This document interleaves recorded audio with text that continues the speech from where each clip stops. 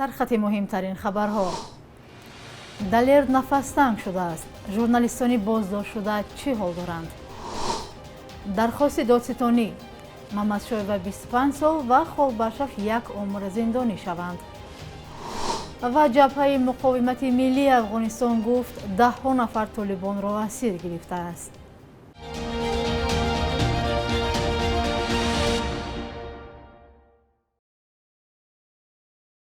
سلام بیننده‌های عزیز، روزتان بخیر بود. برنامه نویدی بامدادی است که از دوشنبه تقدیمتان می شود. امروز 16 اوگوست. نزدیکان دلیر امامعلی بلوگری بازداشت شده میگویند در بازداشتگاه سلامتیش خوب نیست و از نفس‌تنگی شکایت دارد.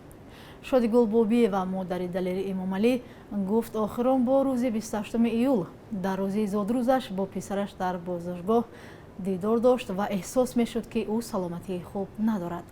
این زن برای پسرش روز گذشته به بازداشتگاه دارو برده است. او گفت خبر ندارند که تفتیش پرونده او کی به آخر میرسد.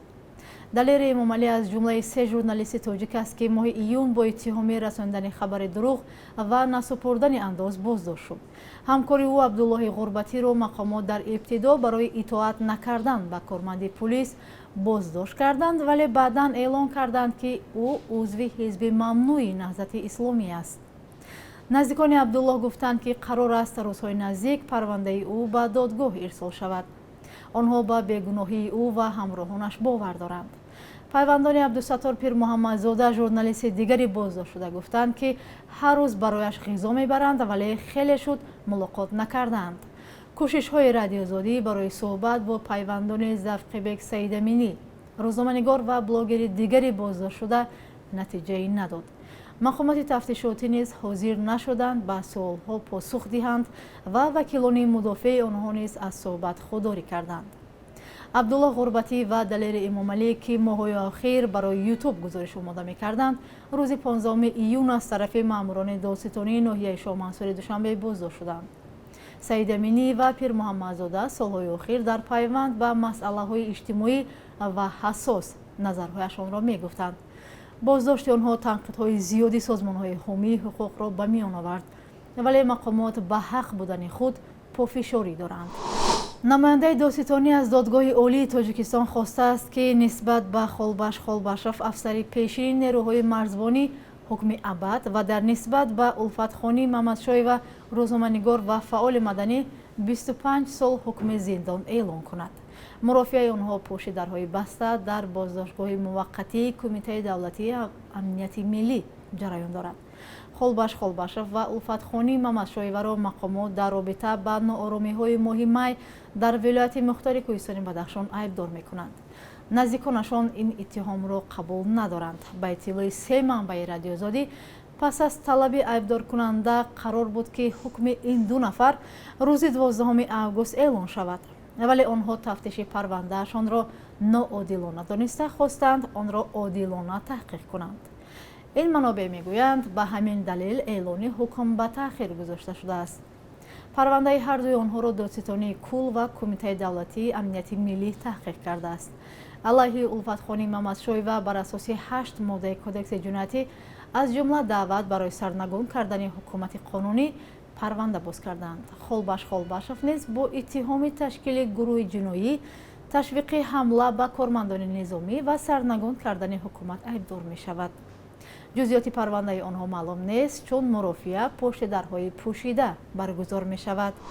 جبهه مقاومت ملی افغانستان با رهبری احمد مسعود می گوید که 10 نفر از جنگجویان طالبان را در پنجشیر اسیر گرفته است. طالبان این گفته‌های جبهه را بی‌اساس نامیدند. جبهه مقاومت ملی افغانستان در صفحه فیسبوک خود نوشت که در حمله به پایگاه‌های طالبان در سراسر پنجشیر در روز دوشنبه 15 سپتامبر 5 نفر از افراد طالبان کشته و چند تن دیگر زخمی شدند. صبغت الله احمدی سخنگوی این جبهه در توییتر نوشت که 40 تن از افراد طالبان در دره آرزوی ولسوالی یا ناحیه انابه ولایت پنجشیر اسیر شدند. قبلا برخی از منبع‌ها از کشته شدن 25 نفر از افراد گروه طالبان در عملیات روز دوشنبه در پنجشیر خبر داده بودند. عملیات جبهه مقاومت ملی افغانستان در پنجشیر همزمان با سالروزی سقوط کابل به دست گروه طالبان صورت گرفته است. اما خبرگزاری دولتی بختر بر نقل از مسئولین محلی طالبان در پنجشیر ادعای اسیر شدن شماری از افراد خود را رد کرده است. جبهه مقاومت ملی با رهبری احمد مسعود یک سال باز در دره‌های پنجشیر قسمت‌های از ولایت کاپیسا و بغلان مقابل این گروه می‌جنگد. ضمناً پس از یک سال به سر قدرت آمدن طالبان در افغانستان، تاجیکستان تا حال موقع‌گیری‌های خود را در برابر آنها تغییر نداده است. هرچند در بخش اقتصادی همکاری‌های دیده می‌شود، ولی تاجیکستان بارها حکومت طالبان در افغانستان را محکوم کرده است. همکاران ما از ساکنان پرسیدند که آنها به این موقع‌گیری چی نظر دارند و پاسخ آنها را یک جا می‌بینیم. من کاملا در یک زمینه‌های کاملا با کشور تاجیکستان هماهنگم، یعنی استقبال میکنم از این، ولی در زمینه اقتصادی نظر من اینه که میتونستن همکاری کنن، چون که امروز کشورهای خیلی کشورهای قدرتمند پیشرفته منطقه ما مانند چین، ایران، اینا روابط همکاری اقتصادی دارن، ولی از نظر فرهنگی من کاملا مخالفم که جمهوری تاجیکستان اجازه بده که همچون فرهنگ طالبانی و تندروی اسلامی در کشور ما ترویج پیدا کنند و امیدوارم که بتونن در یک زمینه‌های همکاری کنن، بخصوص زمینه اقتصادی. من فکر می‌کنم از طریق افغانستان ما میتونیم با ایران دسترسی نزدیکتر داشته باشیم، با پاکستان. خلاصه همکاری اقتصادی به نظر من خوبه، موافقم. همکاری اگر کنیم نکنیم برای ما نمیدونم چی میشه، لیکن آدم باید یک پوزیسیون دارد، یک طرف باشد، نه اینکه دو طرف. Не надо воевать в двух фронтах, должно быть одно воевать в одном фронте. Не признали, значит не надо. همه طرفای را در نظر بگیریم. برای طالبان خالی نمیشه وای کار کو. اونجا خلق بیچاره هم هست، خلق مثال کمبغل هم هست. برای طالبان شده مثال ما چی نکنیم بیرون نمیشه. اینجا در مثال راهبرا بهتر میدونن در درون نمی کارن، راهبرای کار میدونن، خلق عادی هیچ چیزی را هیچ گفته نمیتونن. موقع تاجیکستان درست است. باید این چی میگن زندگی پیش رفته استاده است، افغانستان باید پیش رود و یا باید با مانند ما باید خلق کنند و یا خدا هست کردگی خلق است و یا باید پیش رود، زندگیشان درست شود. حاضر طالبا به درستی نمیبرد، این اسروی پیش به میبرد، این نادرست است. همسایه هستن باید ایسه که چی کنن دیگه صحبت کنن، باید که مناسبات خانه باید ساز کنن. Я бы эту позицию даже еще больше ужесточил, потому что нужно прекратить абсолютно им всякие поставки на данный момент. Иначе талибы так и подумают, что они могут продолжать нарушать все, что они хотят. И учитывая, что мы государство суверенное и уважающее права своих граждан, уважающее права женщин и дающее им равные права на работу, на учебу, если продолжить сотрудничество с Афганистаном, они будут думать, что все нарушения прав человека, которые у них сейчас там творятся, что это им сойдет с рук. А это неправильно. بخش یک روز تاریخ از مهمترین تحولات تاریخی خبر می‌دهد.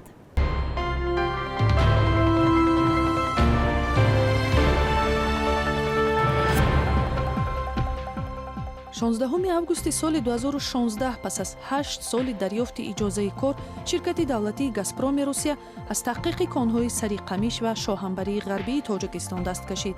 Ин дар ҳоле ки захираҳои сариқамиш ҳудуди 18 миллиард метри мукааб газ ва 17 миллион тонна нафт гуфта мешуд. аммо расидан ба ин дороиҳо харҷи зиёд металабид ва ба гуфтаи коршиносони соҳаи энержӣ ба ҳамин далел «Газпром» корро қатъ кард. августи соли 14 вазорати корҳои дохилии Тоҷикистон барномаи нави тарзи муомилаи кормандонашро бо ҷаҳонгардону меҳмонҳои хориҷӣ эълон кард. иқдоми нав зимни шикоятҳои зиёди сайёҳони хориҷӣ аз дуруштӣ ва ришваситонии миллисаҳо ба миён омад, ки бо барномаи давлатии рушди туризм мухолифат дошт. 16 августи соли 2014 дар Тоҷикистон барномаи кӯмак ба кӯдакони олудашуда ба спид аз роҳи таъмини онҳо бо доровори тақвиятдиҳандаи масуният ё иммунитет роҳандозӣ шуд. дар Тоҷикистон он замон 458 тифли олудашуда ба спид ба қайд гирифта шуд, ки бо роҳҳои мухталиф ба ин беморӣ гирифтор шуданд. бонки миллӣ қурби асъори хориҷиро барои имрӯз чунин таъин кардааст.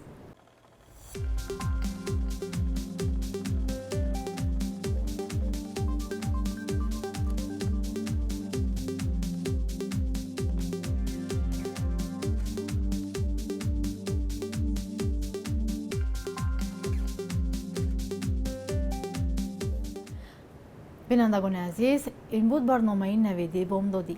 хабару гузоришҳои бештарро метавонед дар сомонаи мо бо нишони www.ozodi.org бихонед ва тамошо кунед.